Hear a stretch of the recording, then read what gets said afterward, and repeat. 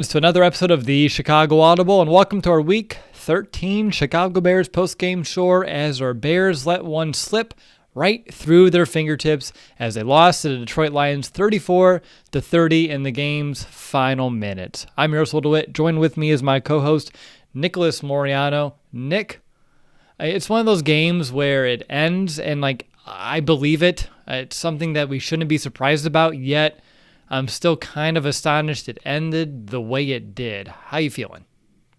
The same exact way you are, Will. This game was in the Bears' control from a majority of it, right? But seeing the last kind of final minutes unfold the way they did, it's surprising, but it's not, because it's the Bears and it's this 2020 season that they've been awful in. But then again, it's the Lions on the other side. So you take that all into consideration, and then you're left, I don't know, still kind of wondering what the hell happened. But yeah, this is a bad football team. And you said it before we went live, Will, bad football team. They find a way to lose. And that just happened in the final minutes of this game. Yep, and also, now we're even for week one. We got the gift from Detroit, and now they stole one from us. So this one is now officially a push, at least this rivalry inside of the division. But, Nick, it's one of those where for the majority of the game, I was, slightly pleased, at least what we're seeing on offense, in particular with the first half. Second half, more issues, and we'll discuss those throughout the show. And unfortunately, it is back-to-back weeks where this Bears defense, they're not holding up their end of the bargain, at least to the degree that we should expect from that unit. And all of those things we'll be talking about throughout this postgame show. But as we kind of jump into our opening drive and we kind of just begin with our initial thoughts, is there anything more besides surprised yet shouldn't be surprised that you wanted to mention as this kind of your gut feeling here just moments after the Bears squandered this one? I think just with everything that kind of happened, Will, and obviously the 34-30 loss, I'm really disappointed in how this defense showed up for the entire game. And really, I kept tweeting out, or I wanted to tweet out after every drive, where's the pass rush? Where's the pass rush? Does it exist? And Khalil Mack got there sometimes, but there wasn't any pass rush in this game, and Matt Nagy singled this unit out, to have some pride and just to kind of see especially what happened Sunday night against the Packers. They gave up 460 total yards to the Detroit Lions at home. I know there's no crowd there, but where's their pride? Where is there any defense being played? Why was the middle of the field open all damn day, Will? I just didn't understand, and that was so frustrating to see, because I think for the most part, the offense, did their job. They scored 30. That's something that happens very rarely. It doesn't happen. So for the defense to do what it did, and then the offense right at the very end to not be able to just close out the game, it really encapsulates what this 2020 NFL season has been for the Bears. Just a complete crap show. Yeah, sure has been. Encapsulates. That's a great word here to kind of kick off our post-game show, Nick. Good one there. But yeah, just like you, the fact that, the Lions gained over 400 yards through the air makes me sick to my stomach. You didn't have Galladay, Jones Jr., who some of the Bears had a good job of kind of corralling week one, had himself a day with over 115 yards and 8 catches. And it just seemed like everything Stafford wanted to do was there for him. It was easy pickings, and unfortunately the Bears didn't have any resistance, in particular in that second half as well. But there's no excuse for this Bears defense giving up over 400 yards through the air. Heck, even 400 yards of total offense is too much for any offense, let alone the Detroit Lions offense, to go up against this Bears defense. And like you said, Nick, the Bears offense scored 30 freaking points. And if they would have done that all season long, the record would have been completely different. It'd be a whole different narrative. And we've always talked about the Bears need to find a way to score 20. They more than did that today. And unfortunately, it still was not enough. So definitely disappointment, yet again, kind of what we should expect at this point. I guess it just sucks. It's the first time they've lost 6 straight games since 2002, so it's been 18 years since they lost 6 straight games. And I said on a preview show, it's real hard to lose 6 straight. So you better believe on this week's preview show, I'll mention how difficult it is to lose 7 straight. But the difficulty of the opponent gets maybe a little bit more going up against the Texans next week. But let's not look too far ahead. Let's take a step back, look at this game. And Nick, what's going to be your Week 13 Miller Lite monster moment? Yeah, well, obviously it could just be the Trubisky fumble. It should be right at the end there, and because that gave the Detroit Lions, access. Basically, just the door was wide open for the Detroit offense to get into the end zone because the defense wasn't going to stop them. I knew that right from the get-go. We've seen this red zone defense for the Bears pretty phenomenal within the first 10, 11 weeks. Then just the past now 2 games, it's been non-existent. So that should be the monster moment that gave the Detroit Lions basically the victory when that fumble happens. And I think I have to rewatch the play, but it looks like Darnell Mooney is crossing the middle of the field in front of Trubisky, and he just doesn't pull the trigger on that play. And I don't know if Mooney even gets the first down, but at least it's not a fumble. The Detroit Lions don't recover right there in the Bears territory.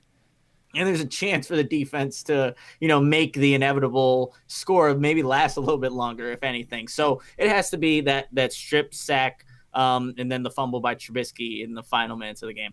It has to be. Honestly, that was the moment of the game that just totally, as you said, gave the Lions every opportunity to come away with this win. Anytime that you turn the ball over and give the opponent their ball inside the red zone, you're asking for trouble. And if you do it within the game's final 2 minutes, when you're only up, I think at that point, what was it? They're only up sitting there at 4 points. It's, again, you're not even 4 points. It was 3 points. You're only sitting up 3 points. You give them the ball inside the 10. Either it's going to overtime or you're going to lose this game. And unfortunately for us, the Bears ended up outright losing this contest. I can't think of a bigger moment.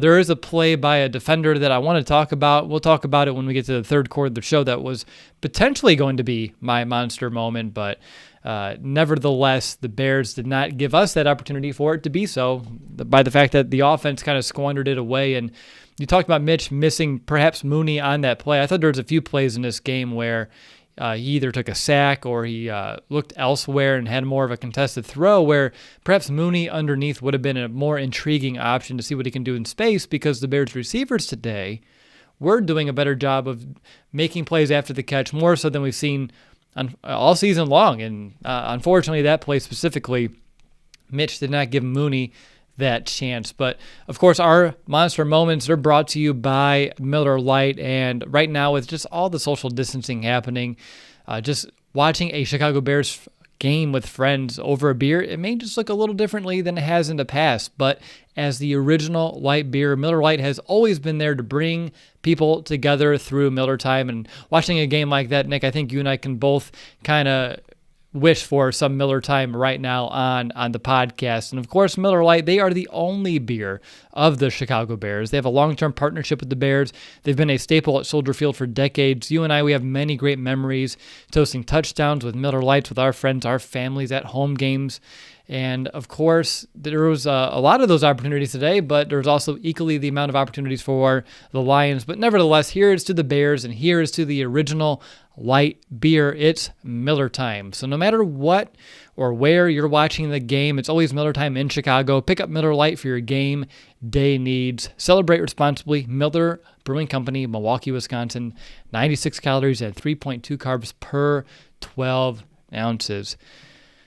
All right, you're listening to Chicago Audible. This is our Week 13 Chicago Bears postgame show. The Bears let one slip at the final moments, lose 34-30, fall to 5-7 now on the season, losing 6 straight games. And Nick, as we kind of continue throughout our first quarter of our postgame show, do you have a stat that kind of stands out to you that is either, if you want to go positive, feel free, or maybe just telling to how this game kind of unfolded? I wanted to go positive here, and I still am going to remain there because the 31 carries for 140 yards and 3 rushing touchdowns.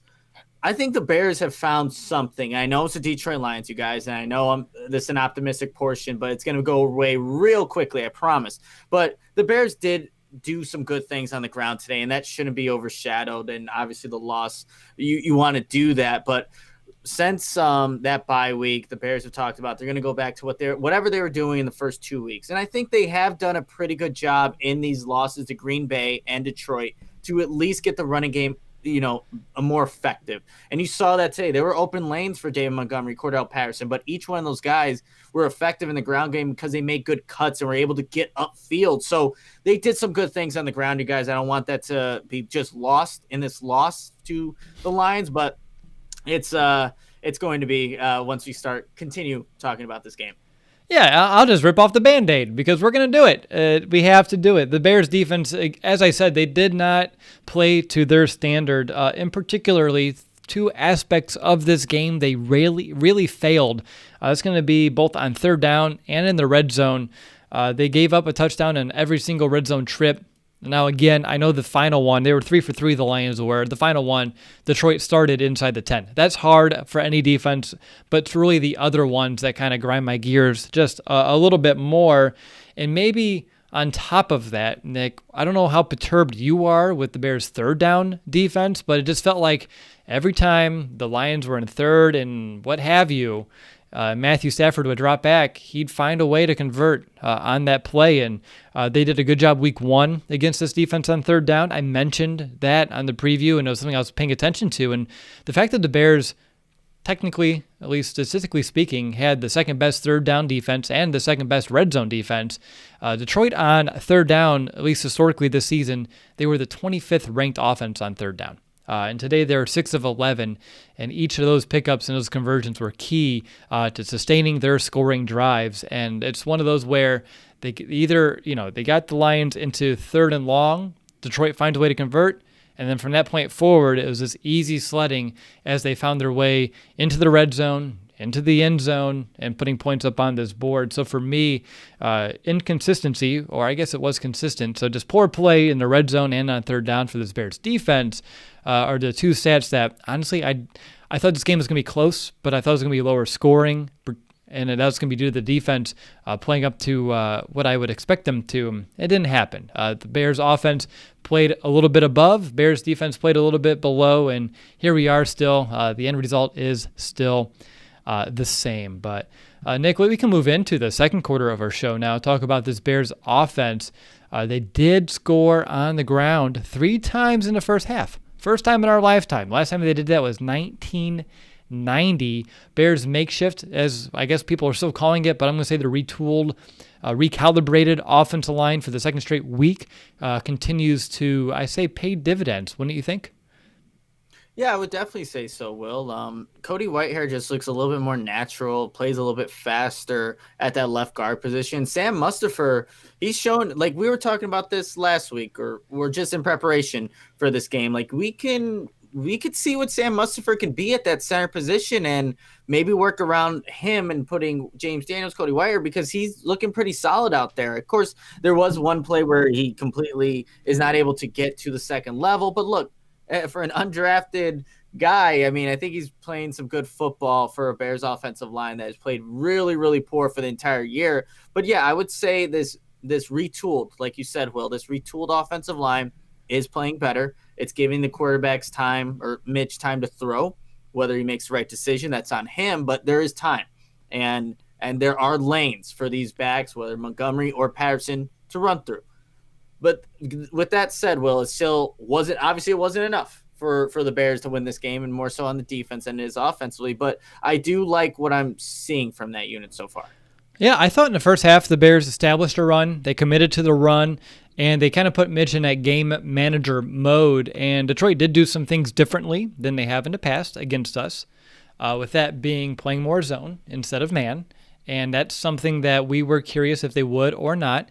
Real quick, Nick, it does say you muted yourself, so I don't know if you did personally or purposely or not, so you may have to back out and back in. Just letting you know what I see, and I know what happened on the last show. So just making sure I'm on top of things there. But it seemed like in the first half, the Bears really wanted to commit to the run, and they did a good job at doing so, and it really worked out. And then you go into the half, you come out of it, and they decide, you know what, let's just put the game on Mitch's shoulders. Let's throw a little bit more, whether it be in a third quarter where the opening drive, they totally forget to hand the ball off to Montgomery. I think they gave him like a little screen kind of pass in like a second and long situation. And then in the game's final drive for the Bears offense, not the final, but the final, when they fumbled that ball, they decided, let's just throw it instead of running it and forcing Detroit into their timeouts. Nick, is this yet another example and another game where halftime adjustments or the lack thereof is yet another thorn in our side? Yeah, and it always has been, Will. I think whatever Bill Lazor and Matt Nagy said at halftime, they just need to be mute. Just don't even say anything because it obviously doesn't work.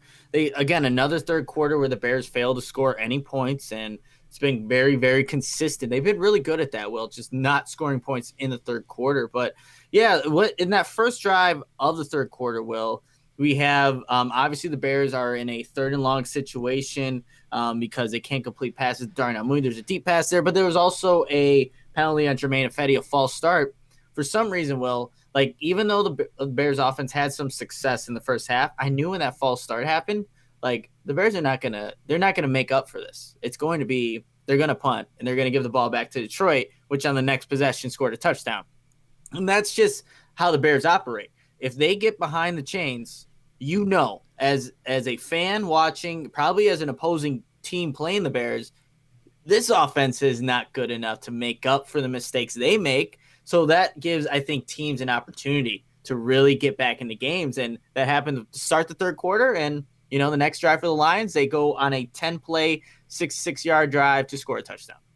Yeah, it's interesting, I guess. Yet it's nothing that should surprise us is in the second half, particularly the third quarter, the Bears yet to find answers really on both sides of the ball to figure out what the heck is happening. And the second half of this Bears defense really fell apart, you know, giving up 21 points in that second half, 14 in the fourth quarter. Again, I know.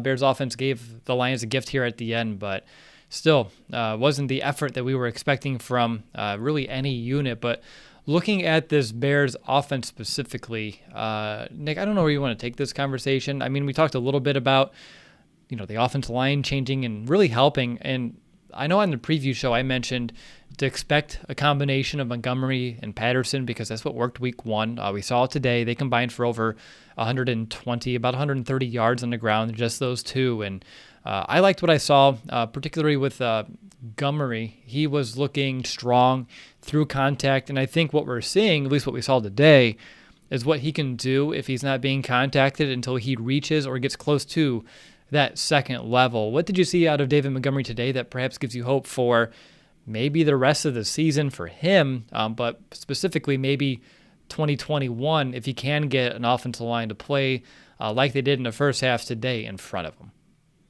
Honestly, Will, I think it's a lot of the stuff that I saw early on in the season, but now he just has blocking to go behind it. So when he's making people miss and making these cuts and just fighting through tacklers and dragging people and his jerseys being stretched out 5 yards long, it's like that's what David Montgomery's been doing, but now he actually has some decent blocking to go behind it. And absolutely, I'm looking for that same David Montgomery for the last couple of games and in 2021, no doubt. So a lot of the same, but I think I saw a little bit of, I don't know if it's a change, but I liked how Cordell Patterson was running the football because there were just times where he's looking to bounce it outside, but he makes a cut. We'll go back in, and even on the broadcast, you heard, Patterson's the guy that wants to get to the edge. He doesn't want anything to do in between the tackles.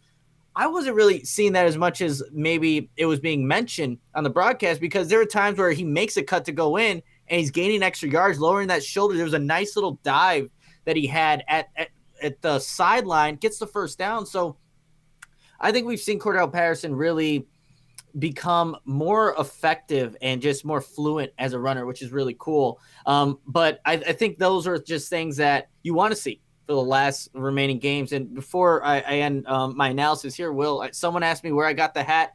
Deep Dish Tees, Mike Schaefer, Deep Dish Tees, who sent the neck gaiter to Matt Nagy. Really good guy, does a lot of good stuff for the Bears. That's where I got it. There you go. Yeah, it's one of those, Nick. I hope they can build off of this effort on the ground. And like you, I did find myself pleased with Patterson's ability to find yards between the tackles, whether it be the cutback lanes that he was finding. And it seemed like he was lowering his center of gravity a little bit as well when he was rushing, which has always been an issue with him. and running a little bit too tall and not lowering the shoulder as much, and that seemed to be changed. And I know in the one run that Montgomery had, and he was getting yanked from behind, I swear his jersey stretched a good 8 yards there, and he's still fighting through it. But for David Montgomery, who's never scored a rushing touchdown against the Lions, I had 2 today, 72 yards. I almost got there with my bold prediction, because mine was 110 yards for Monty on the ground with 1 rushing touchdown. Glad he was able to double the output in terms of scoring. And I do believe, Nick, if the Bears would have just kept with the run like they did in the first half, I would have hit that mark. I really do. And I feel like they knew they were kind of getting close to it. And they're like, all right, Mitch, it's all over to you. We can't have that happen. Not this year. No way, no how. But I think that will be the positive of this game, was the Bears' ability to run the ball. But even then, Nick, how much do you take it with a grain of salt, just knowing that Detroit was still, bottom of the barrel in terms of their run defense, 28th in the NFL entering this week? That's the thing, Will. Everything that we saw today, the success on the ground, and I know that, like I said, maybe they could build off of this. It is against Detroit. This is the one team that Matt Nagy and the Bears have always had success with, regardless of a new coaching, interim coach being in this game specifically. But that's the thing. Now you have Houston next week, and again, we'll do our scouting reports and our homework for that one. But it's Detroit. Everyone's been able to do whatever they wanted to Detroit. So I think, though, just based off these 2 losses, the Green Bay and the Lions today, the offensive line, they're not being – it doesn't seem like they're being pushed back as much, and they're actually, moving the line of scrimmage a little bit and opening up some lanes for these running backs. That maybe that's just initial perception. I got to go back and really watch it, but that's what it seems like to me, and I think you could still build off of that, but we'll have to wait and see, Will, because we always get fooled about the Bears' rushing defense. Is this just another mirage of, maybe positivity that really isn't there? There's so many of those mirages that maybe you can coat in some of that positivity. And I feel bad because I am at the point of the season where you get people on the Twitter account like, hey, that's 2 negative tweets in a row. I'm like, dude, I only get what's in front of me to talk about. Like, I can't find silver linings in a pile of garbage as much as I'm trying here. And I really do believe it's the preseason perspective that does weigh that down, because even when we were covering this team in 2016, 2017, we knew what kind of seasons were in store, and we're looking for the room of growth. But right now, the only thing we're seeing all year long is a continuation of 2019, which was straight up regression from the playoff run in 2018. And it's frustrating to cover. It's frustrating as fans to watch. And you better believe, as players that are a part of that culture from a couple seasons ago, it has to be frustrating to watch this thing just totally, unfold in front of their eyes and kind of go right through their hands as well. As we kind of transition here and talking about the Bears' ability to throw the ball through the air, I do find, again, another maybe mirage of positivity, but game manager Mitch was doing some decent things today. Again, the fumble sucks. It ruined the game. But if we push that to the side and look at everything prior, maybe the first half, and heck, he even had a pretty clutch drive early on in the fourth quarter where he had some really big throws on 3rd down. I thought he had, with the protection, a pretty good game where he can pick apart the zone, and that's something we haven't seen him do too much. Usually he gets confused by it, whether it's running out of bounds, which he didn't do today. He threw it away when he had a similar situation that we're griping about in the last show. Whatever it needed to be. What was your just take of, I guess, Mitch's day in general? I thought we saw some good things, even though, again, you got to take them with a grain of salt, and I thought this may be our last hurrah for Mitch as a Chicago Bear, and if this was it, it wasn't anything too great to really write home about. Yeah, absolutely. My fantasy team knows it because I went with Mitch for today, which was a mistake. But I think early on, Will, watching him throw the football, it came out with a tight spiral and where it needed to be, ball placement. There were a couple passes to Allen Robinson where you're like, man, that ball, it looked good. That's a good tight spiral from Mitchell Trubisky. And for the most part, he made good decisions in that first half outside of one pass to Cole Kmet that was, could have been picked off. There was one pass, Will, where, again, had to watch the all-22 on it, but he targets Jimmy Graham in the middle of the field who's running a post. the safety's coming down on it. It looked like that corner that was also with Jimmy Graham completely left Allen Robinson. Back right corner in the end zone. I'll have to go back and watch and see if that's true, but vision sometimes. And like I said, decision making for the most part, I think for Mitch was good. But there are a couple plays that you point out, like could have been different. And I think on that drive, that play that I was referencing, I think the Bears do still end up scoring. But hey, like those are things that you've been in the NFL long enough now, and we know the same mistakes are constantly happening with Mitch. Like that should be thrown Allen Robinson and not Jimmy Graham, where he's double covered. So, but I would say overall, we've definitely seen Mitch play a lot worse. But this wasn't the game that he usually has against Detroit, right? He usually throws 3 touchdown passes, only 1. And obviously the fumble. So it hurts at the end there because that's what we're going to remember. Doesn't matter everything else. The final play that we'll remember in this game from this Bears-Lions matchup is Mitchell Trubisky holding onto the football too long, being careless with it, not really holding onto it, and then fumbling, giving the Lions a position to get the game-winning touchdown. Yeah, I mean, I do believe that Mitch had those opportunities for more scores, but what the Bears did early on in this game is once they got into the red zone, they put it strictly on the ground. Their first 2 scoring drives, they ran 4 or 5 plays. I don't have the number in front of me directly, but I remember it was one of the 2.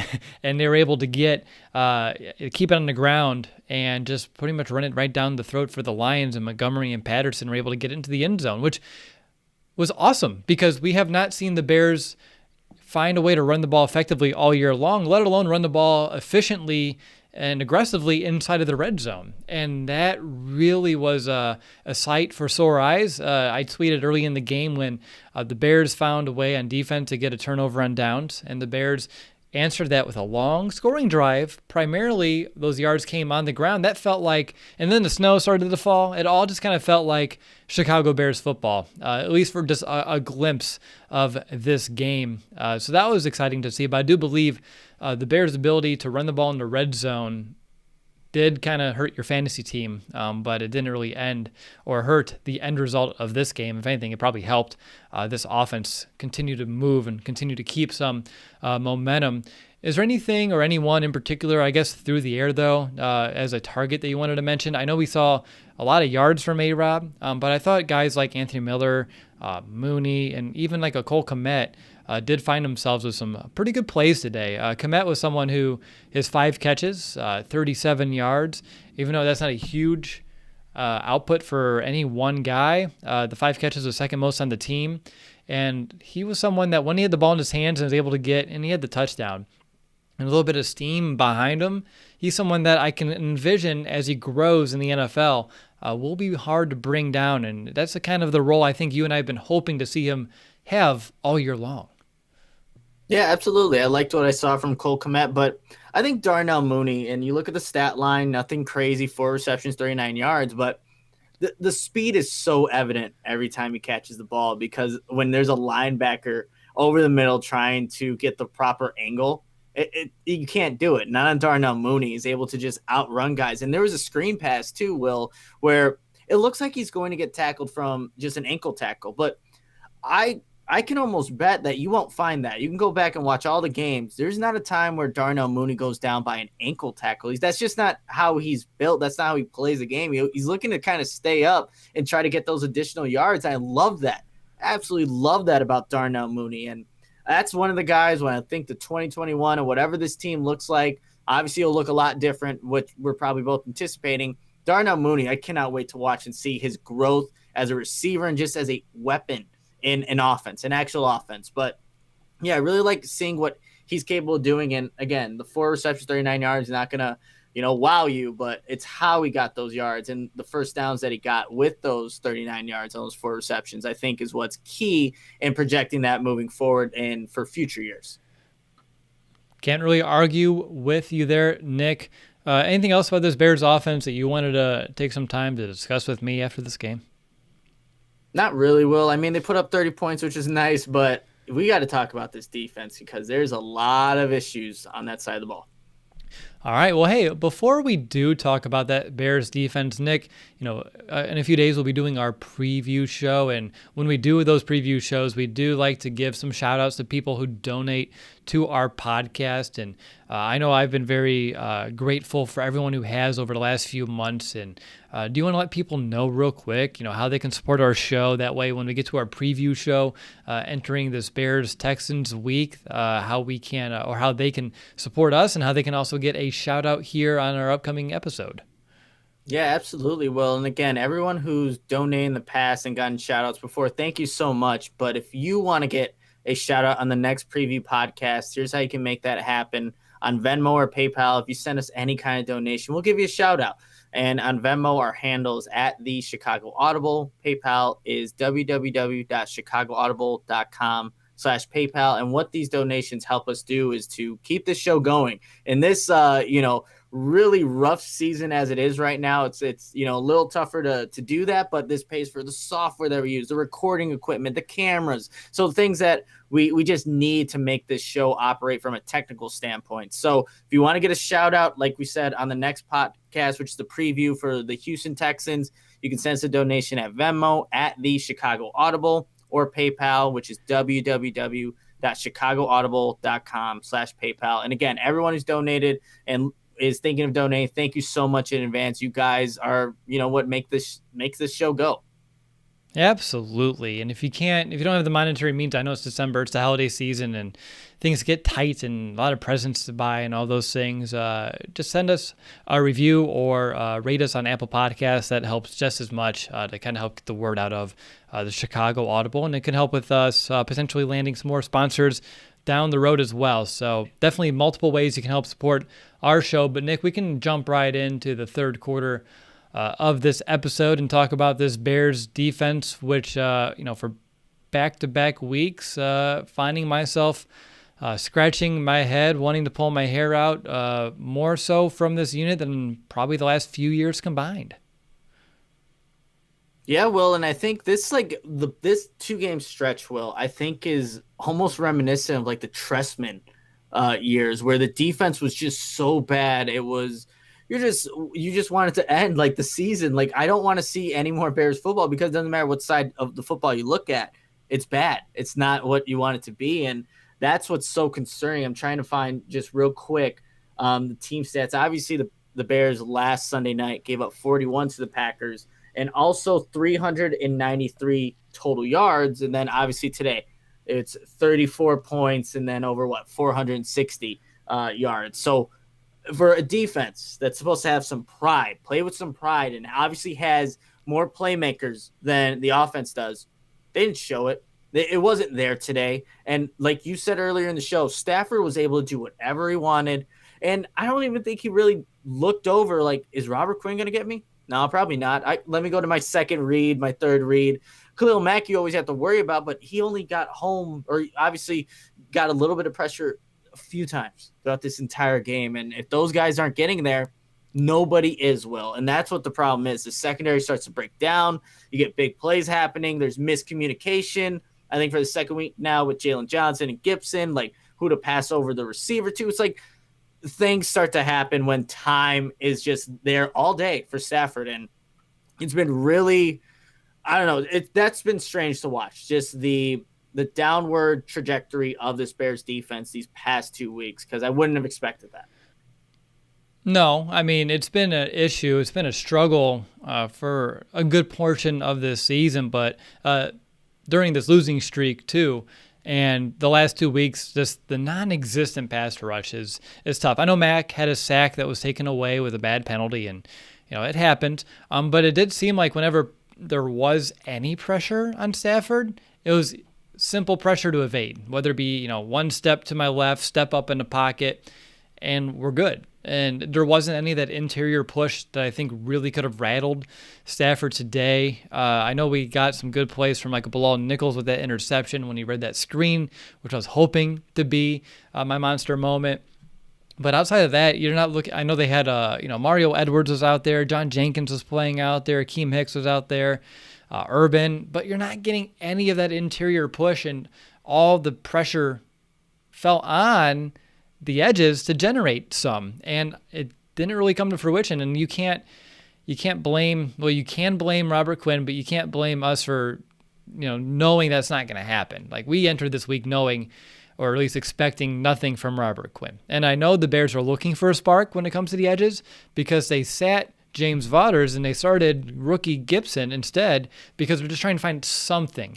And then I saw Gibson out there early on in this game for his very first play, and he gets shoved on the ground. And I'm like, oh, good. Like, that's not helpful at all. And I know he's a rookie and he's raw and he's more of a developmental project, but still, the Bears were trying to find answers. They're trying to find a spark when it comes to that pass rush. And today, yet again, it wasn't there. And Nick, I don't know if you know the answer to this question, but is there any hope for them to even find it at all for the rest of this year?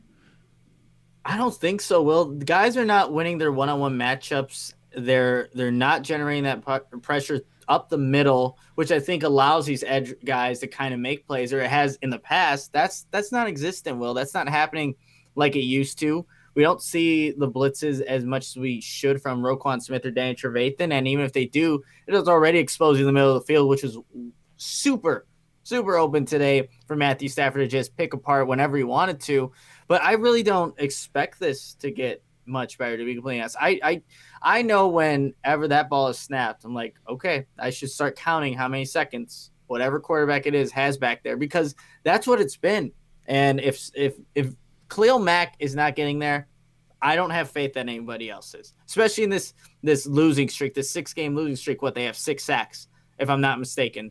6 sacks in the 6-game losing streak, which is, equating to why there's big plays happening. The Bears are giving up over 30 points a game in the last 2 games, and it's just not, it's a recipe for disaster. That's what it really is. And I think too that the miscommunication between the secondary, like, there are guys, and it was pointed out in the broadcast, where maybe Roquan Smith is jumping the underneath route. Oh, that's opening up the big play in the middle of the field. And we saw that so many times where I don't know if defenders are they're trying to aggressively make a play, make a turnover happen. Because, look, this interception, like, when was the last time we even saw one of those? And I wonder if guys are just completely missing on their assignments to try and make a play on defense, and that's allowing big plays to happen. The opposing offense stay on the field. But I have no faith. To answer your question, I have no faith in this pass rush, because outside of Khalil Mack, who's going to bring it? Yeah, I mean, unfortunately, you would expect Akeem Hicks. I don't think he was 100% today. He did look fine when they were running towards him, but in terms of, like, generating a pass rush, really wasn't there. And when you look elsewhere, it's intermittent of who you would expect to maybe even get a rush. I think there's one drive where I was pleased with the Bears' pass rush, and that was, like, in the second quarter when the Lions were down by 10. I think the score was like 16-6. And that's the one that Mack had the sack that was taken away. But the pass rush, even afterwards, started to hit or at least get close and put some pressure on Stafford that made him force that ball a little quick. And then we did end up forcing Detroit into a punt. But outside of that one drive, it was lacking all the way throughout this game.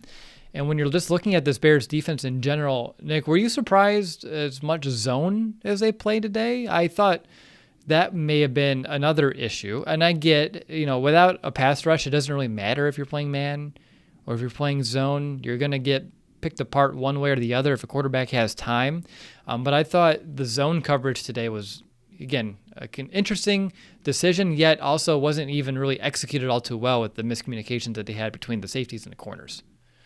Yeah, so I think because they're playing zone primarily for most of this game, and a guy like Stafford, who, is going to give you an opportunity every single game. He's going to. But he knows where to put the ball to beat these zone coverage plays. And when you look at the Detroit Lions, Will, there's obviously Marvin Jones and TJ Hockenson, right?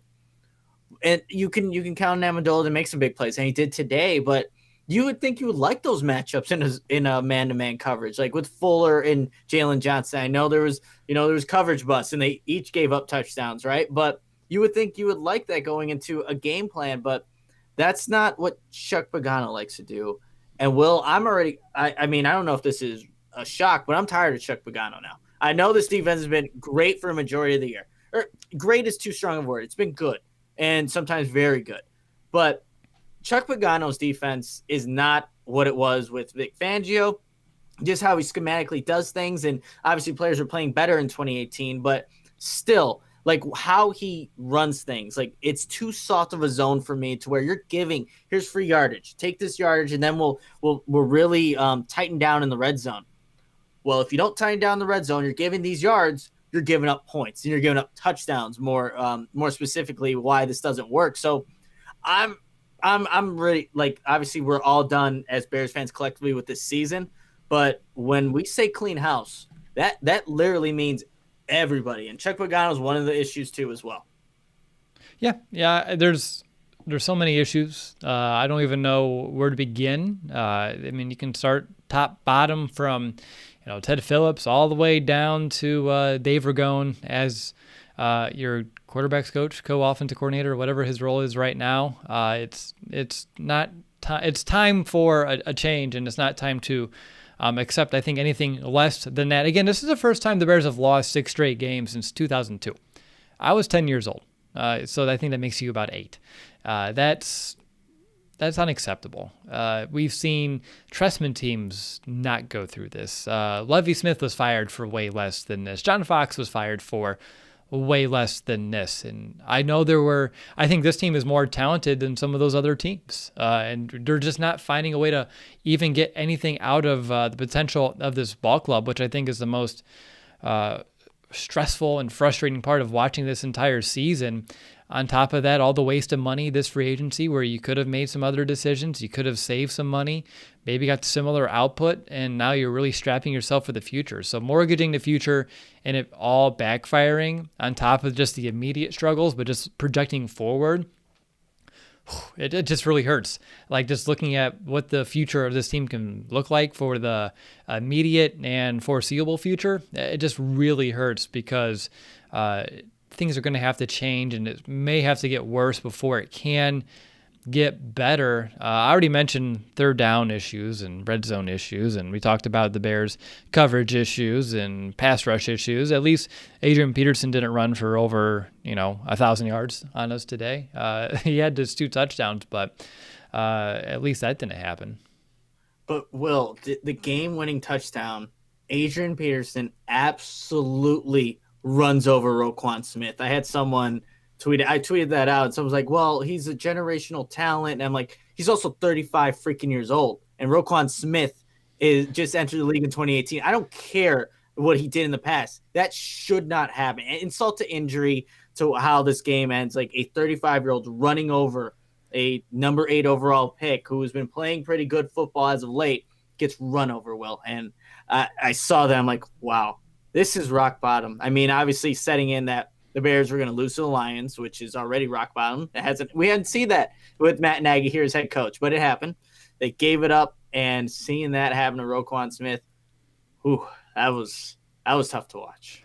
Yeah, that's one of those that I was already checked out by then, getting things ready for the stream. I was like, whatever. I saw the touchdown, and I saw your tweet, and I was like, I'm not going to watch the replay. I got to get things set up here. And at that point, I was actually going through, I was doing a math exercise of the Bears' average margin of victory this year, and their 5 wins, which came out to 4 points per victory. So you're looking at 20 points separating us between whatever our record, 5-7 now, to 0-12. So only 20 points is the difference here. It's slim margins when it comes to this Chicago Bears team. Is there anything else on defense? I thought, hey, someone's home, huh? Yep, someone just got home.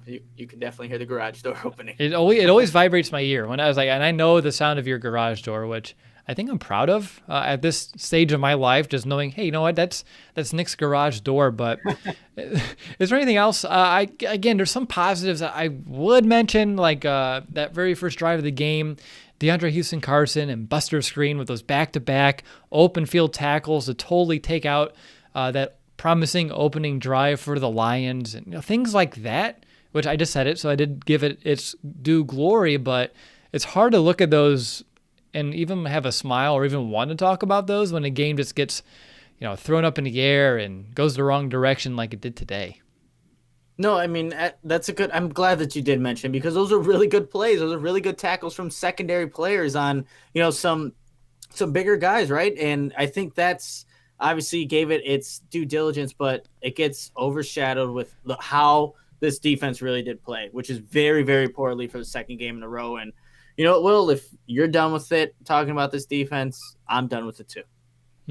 Fine, fair enough. We can definitely move on and jump on into the final quarter of this post-game show, and we can begin with our quick hit on special teams. Let's see. Most of my special teams notes come early on here in this game. You have the 45-yard kickoff return to kind of start off the game. That's Patterson's 6th of the year that's went for 40 or more, which is the most in the NFL. That's a positive. And then Santos, he hit that field goal in the opening drive, which was his 16th straight. He missed the extra point thereafter. That's another side note within that one. But anything on special teams that you wanted to mention? It really wasn't a deciding factor one way or the other in this game. But is there anything else in that third phase? Yeah, no, I mean, I guess that's probably a good thing, Will, when special teams doesn't have too much of an impact, unless it's Cordell Patterson really making a big play. But we did see both teams miss extra points, and hearing the doink, it like automatically gave me bad memories to, another doink that we shouldn't talk about. But yeah, nothing to really report on special teams. Like you said, it wasn't a huge factor in this one other than Cordell Patterson's good return, like we've seen all season from him. I don't know, Will, if you saw before the game the little interview he did with, who was it? Was it Luke Canellis? Or was Jeff Joniak? But man, Patterson's such a personality. He really is. He was just laughing throughout the entire thing and wanted me to laugh. And that was about the highlight of my day before the Bears game started, and then it all just went downhill from there. Are we ever going to get a "How about them Bears" again from Patterson on social media? It's one of those early on. That was a lot of fun. I mean, we saw them last year, early on this season. It was great to see again. It always makes my post game that much better. I don't know. Can we ever see that again? Like, even if they win, like, why would you do that? Yeah, it's like at the point where if you do it, it's like, how about you win some more games? You're just going to get a bunch of negative backlash. But that's just who Cordell Patterson is. He's that, just full of life. But I don't know, Will. Like, when you lose to the Lions, and is there a chance to get another one of them? How about them? I don't know. I really don't know. Okay. Let's not even get into the call the audible moment. I'll put $100 down. It's going to be the same as our monster moment. Like right now, like we can discuss it. But if I had a guess, if we're going to take away one play from this entire game, it's going to be the same thing we talked about at the beginning of this episode. You can definitely prove me wrong, and I'll give you some time to think about it. But unscripted, not segment discussion. Do they make a change? Do they just fire someone like after something like this? I mean, again, you lose 6 straight. One of them's to the Lions with the interim head coach, and again, you can't beat the Lions with without Patricia. Apparently, that was the end all be all. There was Matt Patricia, apparently. But for real though, I don't expect the Bears to make a move because I think they're one of like only a couple teams never to fire a coach midseason, like ever. And I don't expect that to change. I don't know if it's a respect thing, but you think they would have some damn respect like to themselves as a franchise to maybe get that inner spark and just say enough is enough and you're not good enough, and we can try to do something else now, but just signal to the whole franchise like change is coming. We need to figure it out because this is just not working. Do you think they do anything this week? Because if so, we need to prepare for an emergency pod. Yeah, well, honestly, I don't think they do it, but they should. They absolutely should, because doing or not firing anybody after 2 losses to, NFC North rivals, and, embarrassing on Sunday night, and this is embarrassing 3 as well. So, yeah, 3. So losing to the NFC North, and all different ways for each one of them. But like you're telling your team, your fan base that you're accepting mediocrity, or really less than that, if you keep putting out the same guys and saying, you know what, they lost. It was a close one. Look, it was a 4-point game. They could have had it. No, what's it going to take to really cause some change? They have to go 0-16 to finally make something happen. This should be it. You can't lose to the Lions. You can't get embarrassed on Sunday Night Football and have 146 total yards against the Minnesota Vikings for a game. You can't have that in a 3-game stretch and expect to keep your job and say that you're good enough, you're the best person available. I don't know what they would do. Like, who would be even, would it be Chuck Pagano? For interim, I don't know, but this organization needs to look at themselves in the mirror. And George McCaskey needs to look and be like, I need to do something. I can't keep putting this out there, this product, because look what it does. They lose to the Lions. You can't do that and expect to have your job. I think it should happen, but it won't. I think we all know deep down, everyone in this chat, everyone watching who will listen, all these guys will be back. They'll be game planning for the Houston Texans, and we'll go on with this season, and that's all that's going to happen. It's just going to make such a long month of December, Nick. It's going to really make the rest of the season drag on. Just accepting the atrocity that is the Chicago Bears 2020 season. And just, again, the downward spiral ever since the wild card lost the Eagles just a couple of years ago. It's been tough. It's a tough pill to swallow, but it's the reality that's been given to us, and the only thing we can do is accept it. We don't have any power to make the Bears do anything. But again, when you lose to the Lions without their GM and without their head coach that they started the season with, and you pretty much should have lost the Lions week 1, like, the Bears are bad, and it's not going to get any better. And like I said, it's probably going to get worse before it does. But like you, I would be surprised if they made a move. Just looking at the history of the franchise and their inability to make any in-season big boy decisions. They always have to wait until they can get into the shadows a little bit more until they do, which, okay, I guess, but you're really making things difficult for us fans here as we kind of get through the end. And there was a point this game, Nick, where I was looking at the empty Soldier Field, and I was like, God, I feel bad. Like, just the thousands upon thousands of people that could have been at this game, every other game, not just here, but across the NFL. And then the game ends. I'm like, yeah, I'm glad I wasn't there. Like, there was a point where I was like, I wish I was at this game because I would love to go see some in-person football. And then it falls apart like we should expect it to. And I'm like, well, at least I didn't waste my money on tickets and everything else that kind of goes around with it yet again. But anything else big picture that you wanted to mention here on the postgame? Yeah, well, I mean, I just think that the Bears are, like, if you were to even compare this franchise to their opponent they're going to play next week, the Houston Texans, you know what at least Houston has that the Bears don't? It's a franchise quarterback. And when you have that, you can kind of work around that and make things work. But the Bears don't have that, and there's no reason to think that they'll ever get that right. And then plus all the other issues that we mentioned just throughout the show and throughout this season really well, and even last year. That's what scares me about change. Like, we talk about it, and I know we talked about this too. Like, they can make a change, but it doesn't guarantee anything's really going to change the outcome of what this Bears team really is. So that's what's so damning about the entire situation. They just need a lot of things to go right, everything to kind of go in their favor. And for the Bears, things don't usually happen like that. So we'll have to wait and see what ends up really happening. All right, well, hey, let's get into the final portion of our show here and get through our last few segments, and we'll call it a day. I see my kid playing catch with the football outside in the front yard by himself, and we have about, 40 minutes of daylight left, and maybe I want to go toss him a few footballs and kind of forget about what I just watched here. So if we had to call an audible, was I right? Was it going to be the Mitch fumble? Or do you have another moment, for God be, that you thought, you know what, that's a bigger one to get rid of? Because I can't find one in my head.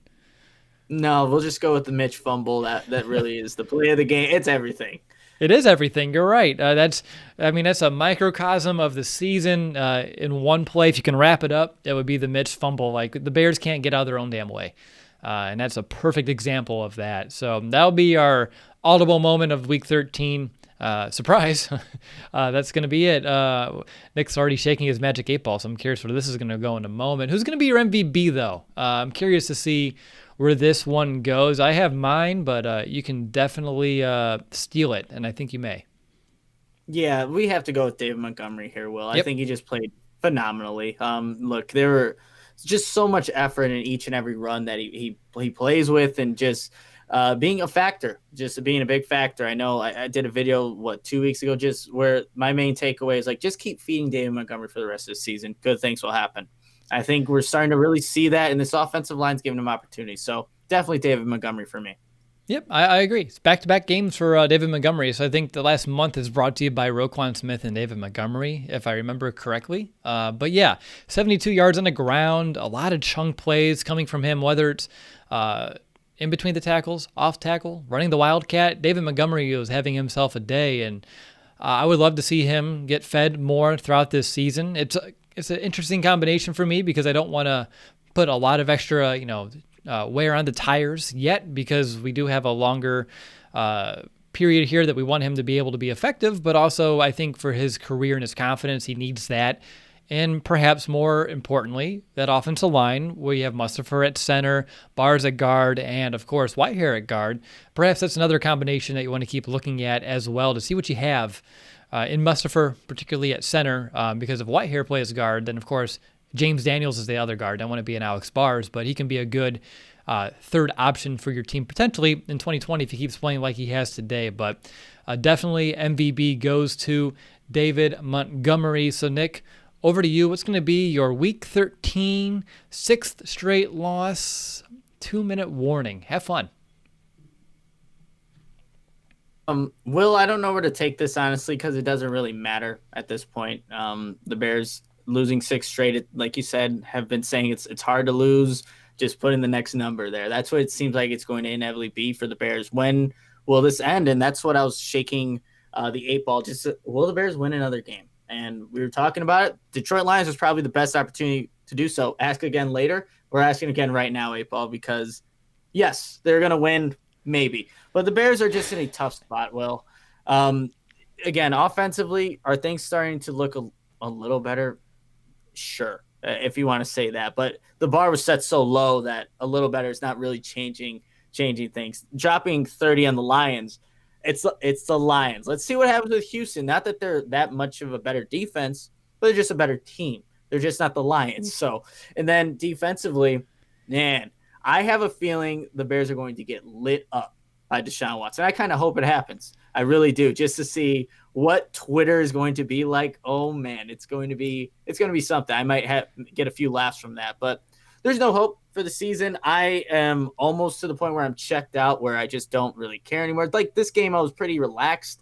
Just kind of, I was eating during the game. I usually never eat, Will. I was having little pigs in the blanket, just popping a few of those in and just relaxing. But I don't think fans should get so emotionally invested in these anymore, because it doesn't freaking matter. I had a Bears hoodie, Bears hat, and right before I came on, Will, I said, get that crap off of me. Let me go with a different look here.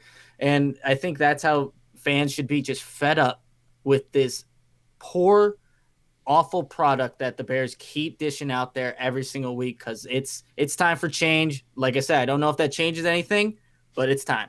And that's all I got. Good timing. Right on the dot there. Well, I'll start mine by saying the fact that you are relaxed and eating food, I think, tells me everything about your mental state when it comes to this season. I'm in the same boat. My note sheet with each week feels like it's getting less and less work on it, because we can discuss the product on the field, which is not good, and there's no reason to get into every little minute stat, minute detail, this specific drive, that specific play, that. It just doesn't make a lot of sense right now at this point of the season, because behold, the Bears will find a way to let things kind of slip right through their hands. And I think as of right now, if I saw correctly, the Bears hold the 13th pick of the draft, or they would be slated to hold that pick. So I don't know if that's a silver lining or not, but they do keep moving up the draft board and getting themselves closer to potentially a top 10 pick, which, again, give it a month and a half ago, if you would have said, hey, Will, good news, wait till the second week of December and you'll be looking at a top 10 potential pick team. And I'd be like, what? We're 5-1. What are you talking about? And then I'd watch everything else unfold from there. But offense, I think we all know where it sits. Nothing really more to their defense. The disappointment does put a sour taste in my mouth, just because I do expect a lot from that unit. And I'm just embarrassed of this team, embarrassed of the lack of leadership, the lack of accountability, the lack of fight, and the fact that you would let things slip away through against Detroit in the way that they did. Again, I use the word microcosm, and I can't yet find a better word for it right now that just kind of encapsulates the entire Chicago Bears season in a nutshell than this game, honestly, right? The Bears get a lead. The Bears squander it. They can't do anything in the third quarter. Defense is starting to let their foot off the gas. It's just everything that we've seen all year long reared its head at one way or the other in this game, and it's not going to get much better this year. And Nick, we have a busy off season ahead, and that's where I'm going to kind of end my 2-minute warning. Nick, I'll give you one last chance if you want to say anything else on record about this game or about the Bears before we sign off. They suck. That's it. Done. Just 2 words, in, out. And we're all good to close. So I want to thank everyone for listening to this podcast episode, whether you're watching live on YouTube, Facebook, Periscope, Twitch, or if you're listening to the podcast. No matter where you are or how you consume our show, just know that Nick and I, we really appreciate you. Make sure to subscribe, rate, and review our show on Apple Podcasts. It does mean a lot to us and helps us reach more Bears fans just like you. And up next, as you already know, it is Texans week. We'll get a firsthand look at one of the quarterbacks that us as Bears fans missed out on in that 2017 draft in Deshaun Watson. We'll talk about that and everything else here in just a few short days. But until then, let's all stick together. We'll regroup and we'll see what comes of the remainder of this season. And again, if for some reason the Bears do decide to put on some big boy pants and make some in-season changes, we'll make sure to do an emergency podcast to talk about those decisions, the repercussions of them, and of course our thoughts. But until next time, no matter when that is, bear down, Chicago.